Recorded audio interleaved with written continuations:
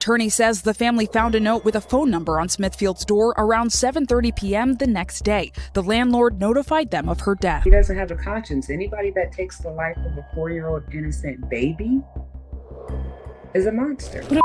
Do something like this to my beautiful baby. She hurt nobody. 4 women, all looking for love, search for suitable men on the most accessible communication platform in today's era, the internet. But they didn't know what awaited them on the other side of the screen. In today's video, we will explore the dark side of online dating and tell you the stories of 4 women who lost their lives after meeting someone online. Our first case today takes us to Connecticut. 23-year-old Lauren Smith Fields lived in Bridgeport, Connecticut, and was a student at Norfolk Community College, majoring in physical therapy. Her friends and family knew her to be a lively, fun-loving, and outgoing girl who enjoyed every moment of her life. She spent most of her free time either with her family or pursuing her passions, which were fashion and traveling. She was also actively looking to date men and opened an account on Bumble. Soon, she matched with a man named Matthew LaFontaine. They spoke for a few days, and then Lauren invited him over on December 11th, 2021. And this is when things went wrong. On December 12th, 2021, Chantel Fields, mother of Lauren, tried contacting her daughter since morning, but she didn't pick up or return her texts. Worried for her daughter's well-being, Chantel and her son visited Lauren's apartment the next morning. They found a note on the door that said, "If you're looking for Lauren, call this number."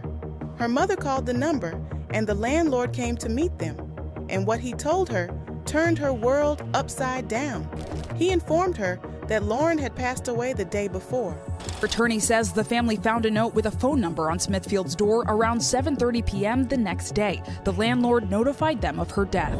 Chantel and her son were devastated to learn that the police knew about her daughter, but hadn't informed them. They collected information about the detective in charge of the case and called him. He told them Lauren had passed in her sleep. She was found by a man she allegedly met on the dating app Bumble. The man is 37 years old and white, according to public record, and he called the police, according to the incident report, when he says he woke up next to her and she was not breathing. The detectives told them that according to Lauren's date, Matthew, he arrived at Lauren's place on December 11th, and the two spent most of the time drinking tequila, watching movies, and pretty much going with the flow. After some time, Lauren's brother arrived, and she reportedly stepped out of her apartment to give him a basket of clothing he'd left for laundry. After coming in, she went to the bathroom for about 15 minutes before coming back to the living room and resuming the movie.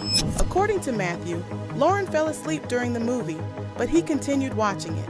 After he finished it, he picked her up and tucked her into bed.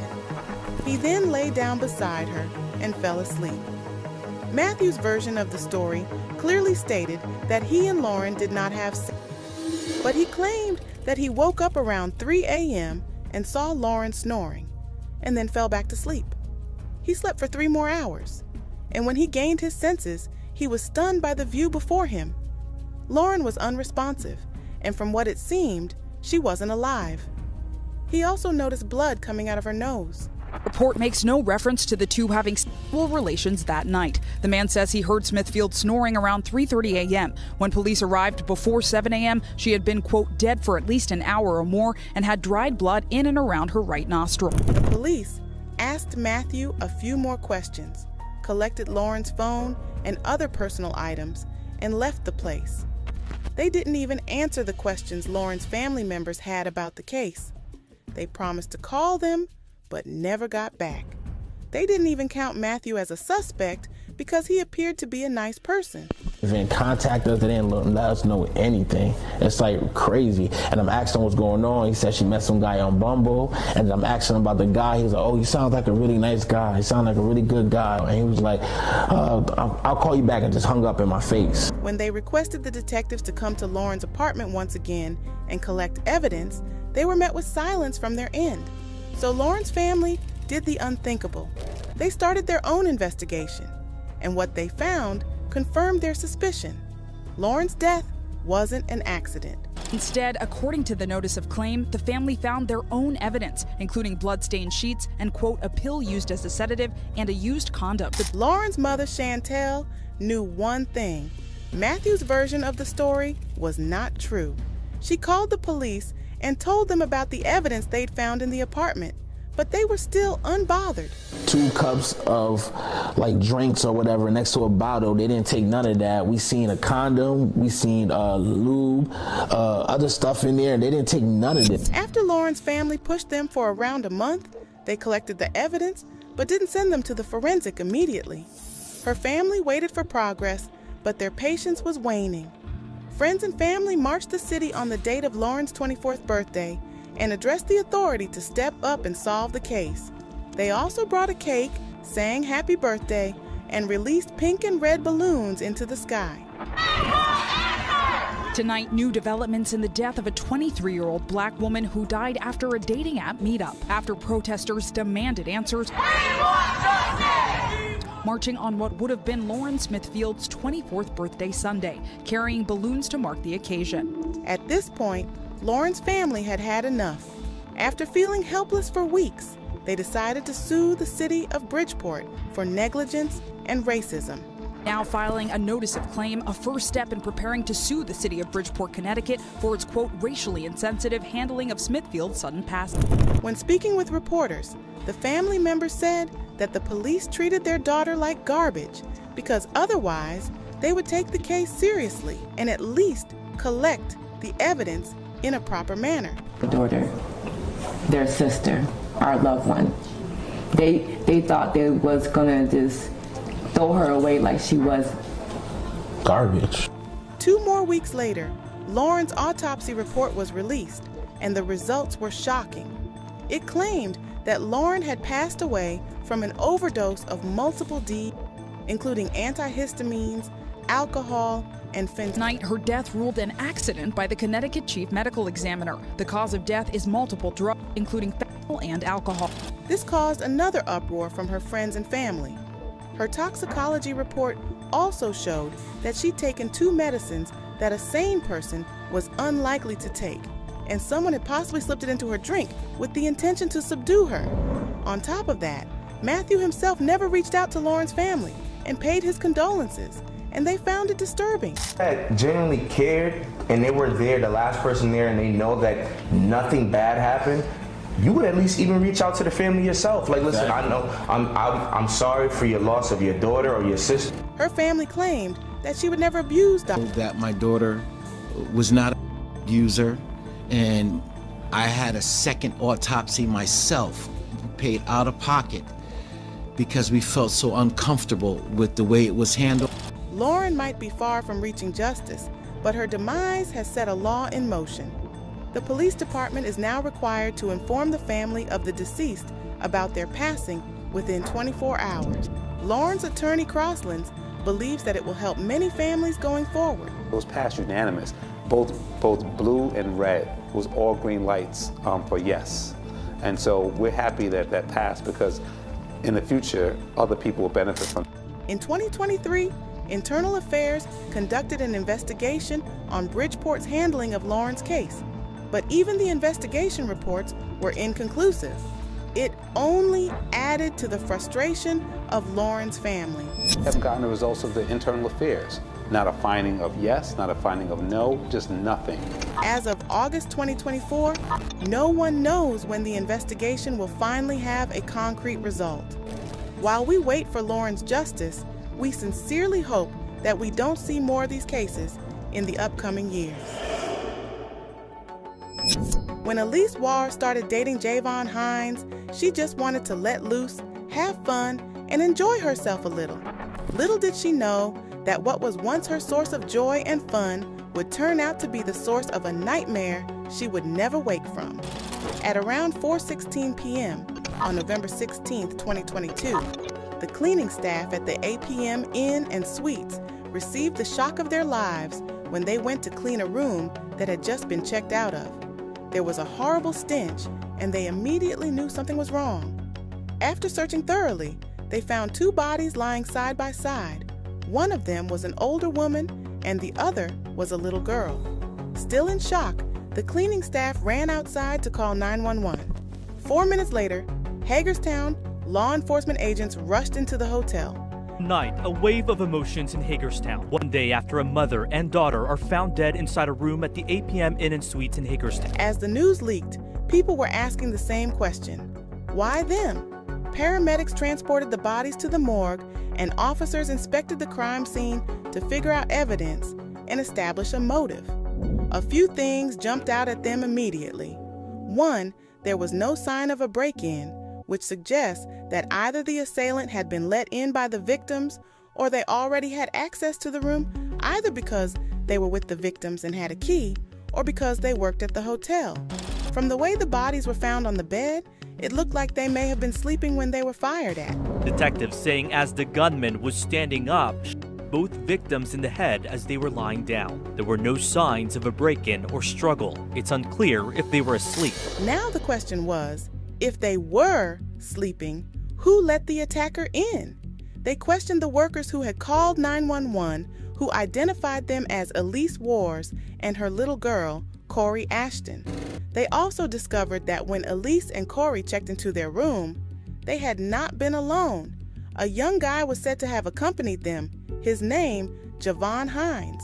According to the hotel staff, Elise and her daughter had been living in the hotel for a few months prior to the tragic event. Just a month before, though, the young man had joined Elise and Corey, and all three began to live in the hotel room. The staff described Elise as a warm, loving person who always seemed happy and was always interested in how everyone was doing. She was said to have adored her little girl Corey and never went anywhere without her. They didn't have so much to say about the young man because they hadn't known him long, but none of the things they did have to say were as nice as what they had to say about Elise and Corey. Once they were done interviewing witnesses, the detectives checked security footage to see who last entered the room. And the last time Elise and Corey were seen on a security camera was November 14th, 2022.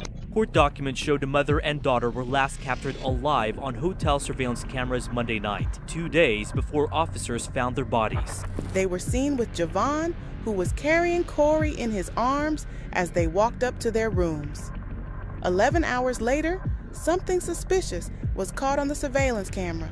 It says the suspect was carrying the little girl when they walked into the hotel room. Prosecutors say Hines was seen leaving the room 11 hours later, acting suspicious, wearing a mask, and removing items from the room using a luggage cart. However, he wasn't seen carrying too much luggage into the hotel, and the police knew that foul play was involved here.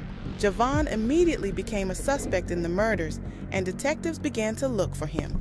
They were still keeping the details of the murders under wrap, but as more people gathered around the hotel, information began to get out.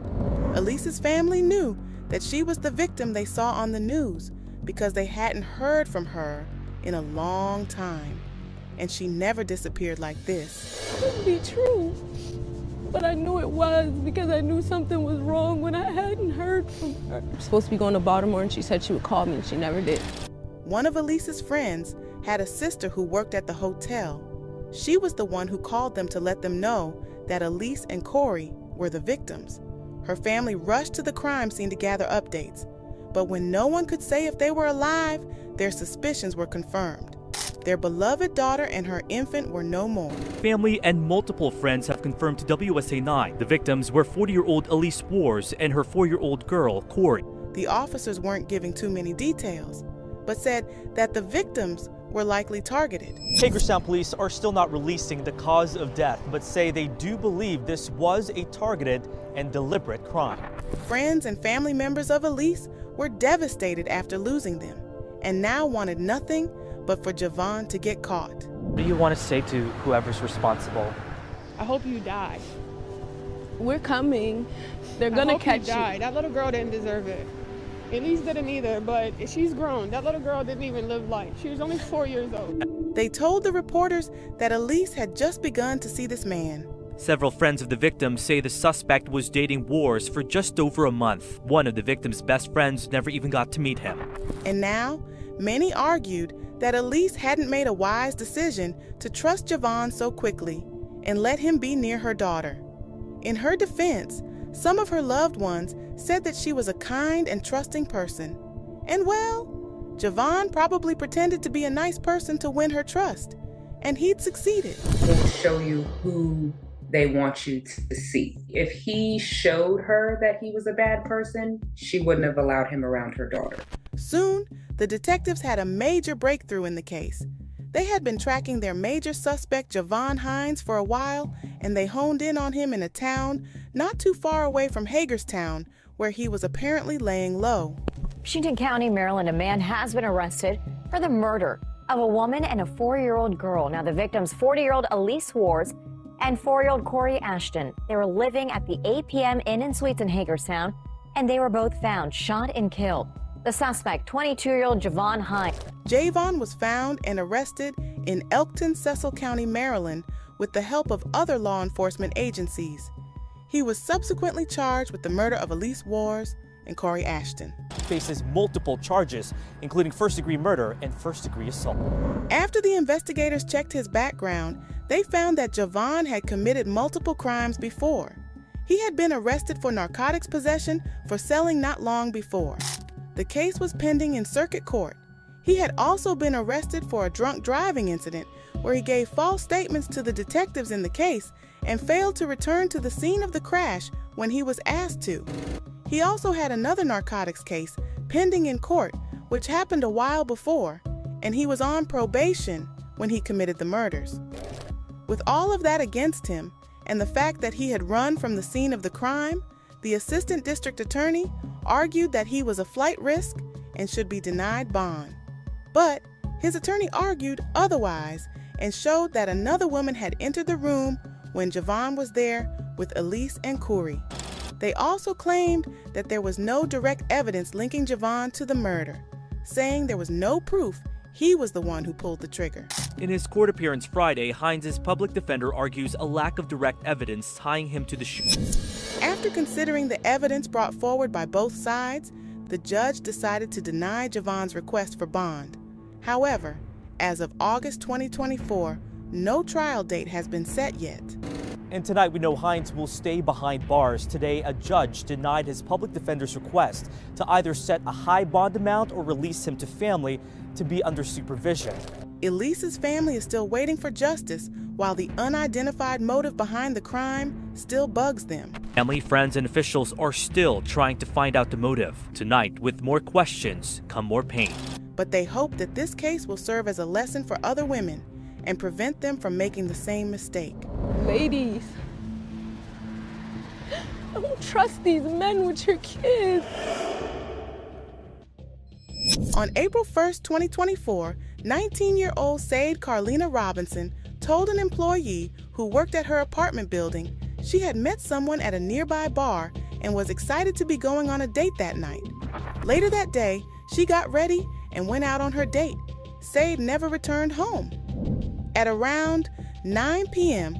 on April 2nd, 2024, the Milwaukee Police Department received a complaint for a missing person, a 19-year-old young lady who had not been seen since the day before. The young lady was identified to Milwaukee PD as Sadie Robinson. A friend reported Sadie missing after she failed to show up for work at Pizza Shuttle and did not return calls. Milwaukee PD officers attempted to investigate but found no response. They also searched for open windows but found them closed. A woman in the same building remembered Sad telling her about a date she had with a man but couldn't recall the name. Officers investigated Sade's disappearance, involving friends and family. One friend reported that Sade sent a Snapchat from Duke's on Water, but she never returned. This led to suspicions about Sade's mysterious meeting and connection to her disappearance. Milwaukee PD put out a missing persons poster, and community members were alerted. On April 2nd, Sade's friends and family found her car on fire in Lisbon, Milwaukee. The Milwaukee Fire Department found clothing, a cell phone, and a black puffer coat in the trunk of the car. Sade's friends identified the clothing and car as hers, and the fire department was called to investigate. Tuesday, April 2nd, family says Sade's car was found torched here near 30th and Lisbon on Milwaukee's north side. Investigators were investigating the disappearance of Sade, who was found in Warnemont Park on April 2nd. A friend of Sade provided a clue using the Life 360 app, but the park was not found. The case gained momentum with tips pouring into Milwaukee PD's office. However, a disturbing call from another police department gave the investigation a much-needed boost. Milwaukee County 911 dispatch received a call from Cudahy Police Department regarding a severed leg at Warnemont Park. A Samaritan found a bizarre item in Warnemont Park and called 911. Reportedly, a body part belonging to Sade was found in the Milwaukee PD lab, causing shock and distress for her family. Cudahy PD was alerted to Sade's disappearance and her last phone location, and they matched the information to determine if the clue was indeed linked to Sade. Same day, a severed leg was found here at Warnemont Park in Cudahy, 11 miles from Sade's burned car. They were searching for her, but the discovery of the body part led to a more horrific situation, as Sade's family wanted answers about her death. 2 days after Sade's last sighting, her family members organized search parties to search for her. Despite limited resources and efforts, they found a body part in Warnemont Park. Sade's friend, who would always help, also sought her. It's just tiring because we're not getting anywhere. But our family needs peace and we need closure, so I don't want to stop. The search group aimed to find her everywhere, while the Milwaukee PD continued their search efforts. The Milwaukee County Sheriff's Office telling 12 News tonight all known locations have been searched multiple times, also saying the search is ongoing as they continue to identify possible new locations through investigation. Investigators found that Sade Robinson went missing on April 1st after sending text messages to a phone number belonging to her date, Maxwell Anderson. They met at Twisted Fisherman Restaurant and later left for Duke's on Water.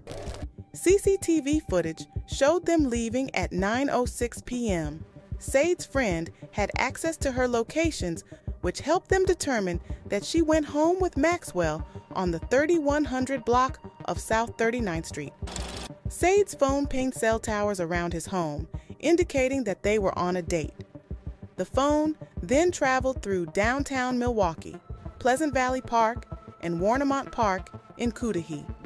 Surveillance cameras captured a car matching Sade's heading towards the pump house.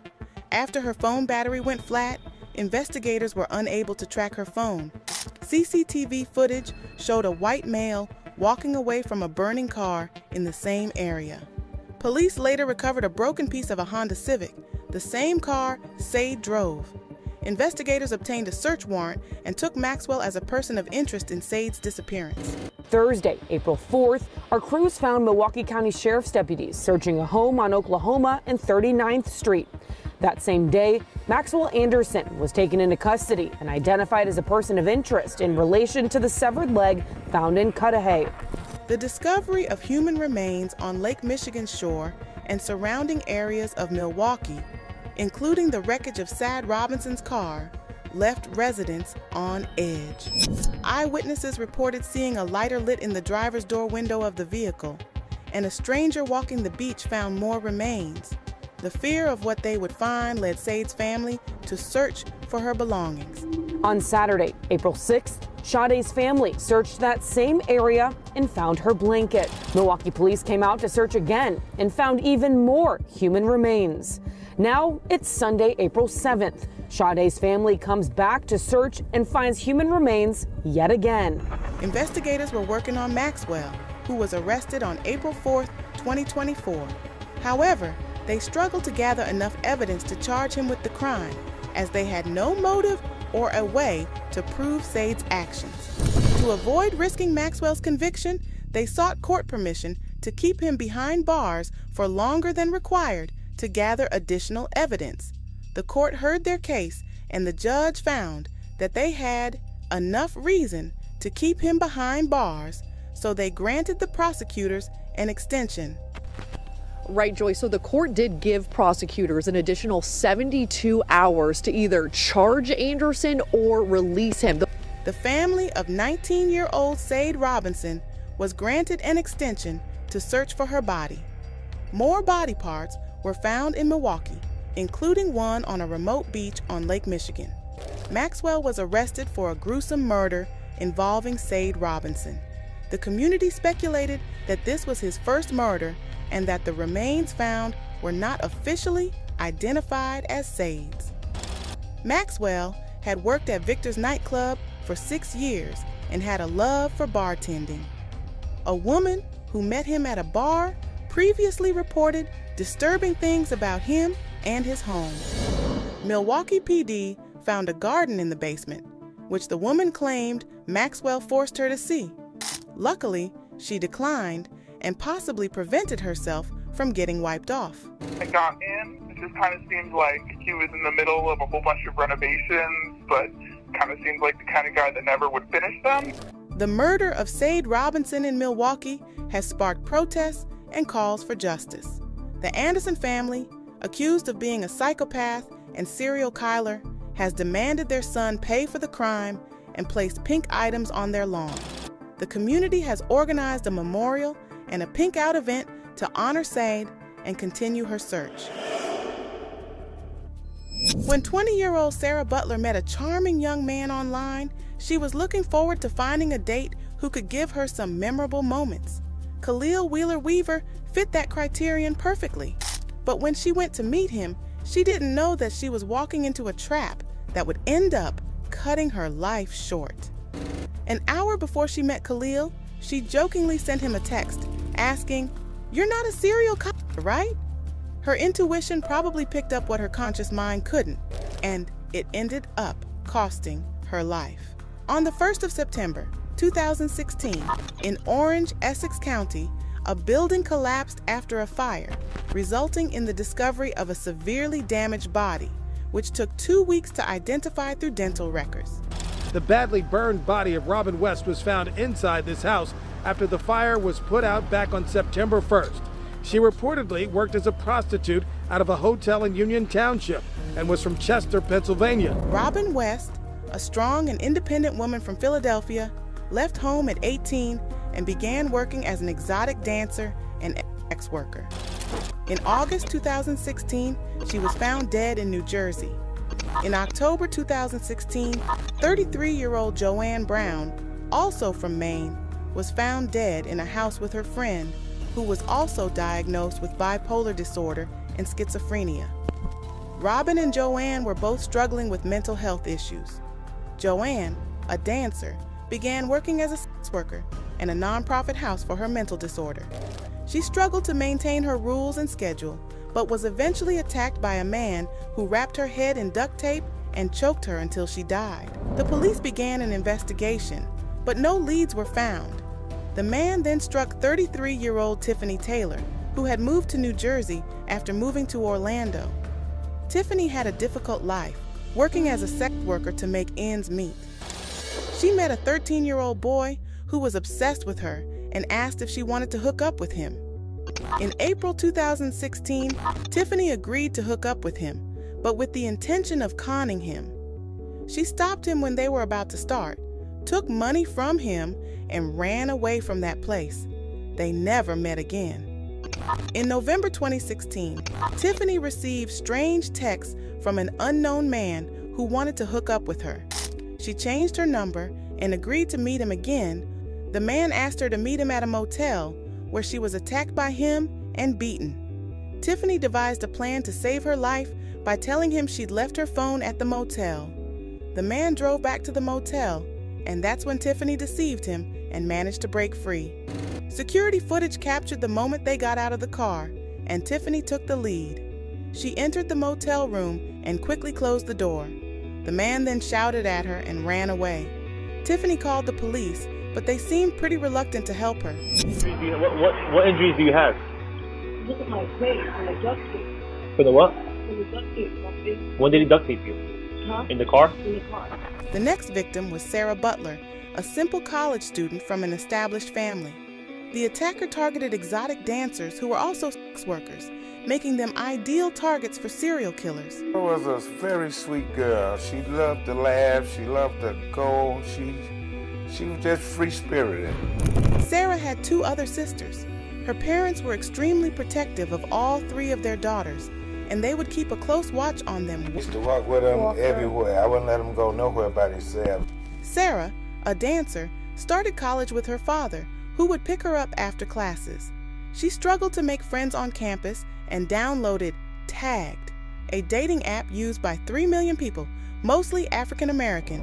She matched with a man named Lily Actrock, who offered her $500 in exchange for... Sarah agreed to meet him on November 22nd, 2016. He called her at the house where he had taken Joanne's life. After Sarah arrived, the man choked her until she died. Then he left her body under some rocks and fled the scene. Sarah's friends and family became concerned when she didn't return the next night. I'm trying to call her phone. I'm getting angry with her because I know she needs to call me. Where are you, Sarah? I thought to call the police station. Police initially failed to find any leads in Sarah's case, but after discovering her minivan behind an abandoned building, Sarah's family and friends took matters into their own hands. Her friends checked her social media, found a man named Lily Actrock on a fake profile, and contacted him. They recorded the conversations with him and provided it to the police as evidence. Khalil Wheeler Weaver, a clean-profiled serial killer, appeared to meet Sarah's friends when they initiated a date to trap him. But was he the right person? Was he truly the one who had taken Sarah's life? Yes, he was. Khalil Wheeler Weaver was a 20-year-old security guard at a grocery store. He was a loner from a good family and neighborhood. After leaving his teenage days behind, he started DJing and aspired to become a police officer. However, he took the lives of 3 women within 84 days in 2016. Remember the fire incident we spoke about at the beginning of this story? Well, when police were retrieving the body of Robin West, Khalil was present, but police interrogated him without finding anything.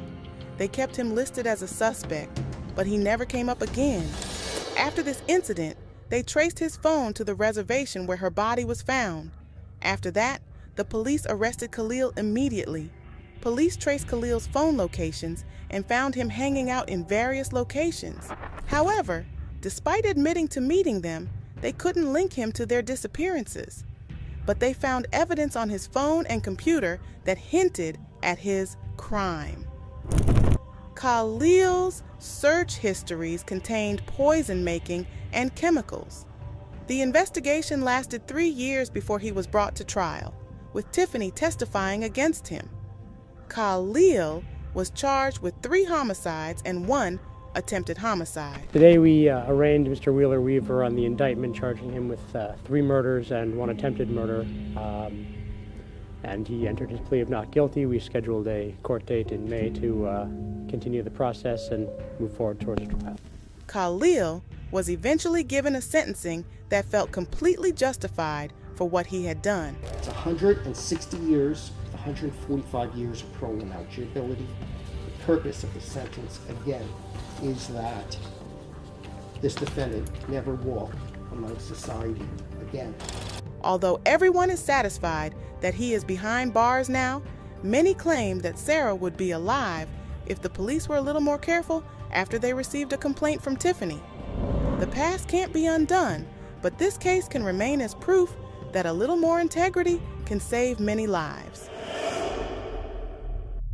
What did you think of the cases? Let us know in the comments below. Thanks for watching the video.